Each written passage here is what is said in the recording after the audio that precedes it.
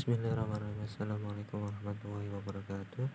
Baik, di sini saya Dawamul Hikam akan mempresentasikan tentang aplikasi ilmu mantik dalam ilmu fiqh dan juga ilmu dakwah. Usul fiqh sendiri merupakan ilmu yang membahas tentang tata cara pengambilan istinbat atau hukum-hukum syara.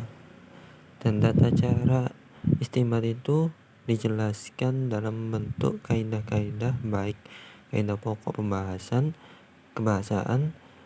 ataupun kaidah pokok kesyariatan.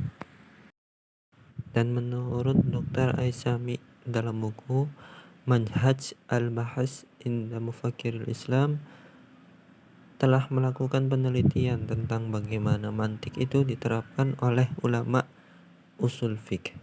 Dan menurutnya dalam usul fiqh itu penuh dengan uraian secara mantik.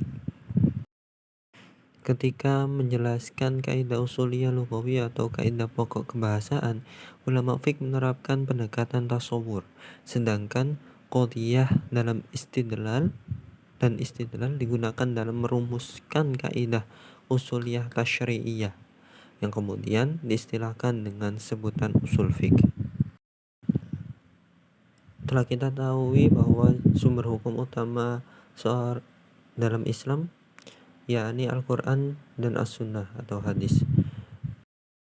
Jadi dalam pengambilan sebuah keputusan hukum digunakan pendekatan istidlal, baik istidlal qiyasi atau deduktif maupun istidlal istiqra'i yaitu induktif. Istidlal qiyasi biasanya digunakan dalam usul fiqh aliran muhaddisin, dan sedangkan istidlal istiqra'i biasanya digunakan oleh ahli usul fiqh aliran mutakallimin, dan ada pula yang mengembangkan di antara keduanya. Selanjutnya yakni aplikasi mantik dalam ilmu dakwah. Yang pertama ada pengaplikasian dilalah lafdhiyah wad'iyah. Dari segi dilalah lafdhiyah wad'iyah ini terbagi menjadi 3, yakni yang pertama secara mutabaqah, yang kedua yakni secara tadamun, dan yang ketiga yakni secara iltizam. Secara mutabaqah yakni dakwah berarti upaya muslim berupa internalisasi, transmisi, transformasi, dan aktualisasi Islam untuk mencapai tujuan tertentu dan dalam konteks tertentu. Jadi pengertian dari internalisasi yaitu pendalaman atau pemahaman ajaran agama Islam dalam proses transmisi. Dan transmisi itu penyampaian materi dari seorang dai kepada orang-orang yang mendengarkan ceramah.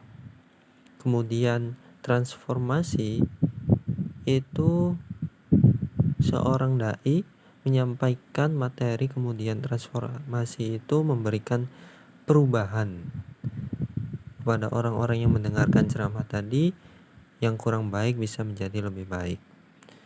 Dan kemudian aktualisasi itu kebenaran ajaran Islam untuk mencapai tujuan, yaitu memberikan perubahan kepada kaum muslimin supaya tidak melupakan integritasnya untuk melakukan ibadah, karena ibadah itu merupakan kesatuan seorang hamba kepada penciptanya dan untuk mencari ridhonya.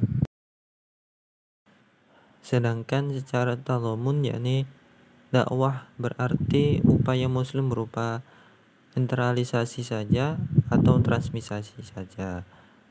Dan sedangkan secara iltizam, dakwah berarti perubahan ke arah yang lebih baik dan ada pemeluk agama Islam di muka bumi ini. Dan pengaplikasian ilmu mantik yang kedua yakni dalam aplikasi istidlal qiyasi hamli. Dan istidlal qiyas hamli yakni qiyas yang tersusun hanya dari qadiyah hamliyah. Dan sebagai contohnya, dakwah itu wajib dan setiap kewajiban itu mendapatkan pahala. Dan apabila kita mengingkarinya atau maka kita akan mendapatkan kemurkaan dari Allah. Sebagaimana Allah Ta'ala sebutkan dalam surat An-Nahl ayat 125, yakni memerintahkan kepada Nabi Muhammad dan umatnya untuk melaksanakan dakwah, karena setiap perintah untuk melaksanakan suatu kegiatan adalah kewajiban. Jadi dakwah itu merupakan kewajiban. Mungkin cukup sekian dari saya, kurang lebihnya mohon maaf. Nun wal qalami wa ma yasturun. Assalamualaikum warahmatullahi wabarakatuh.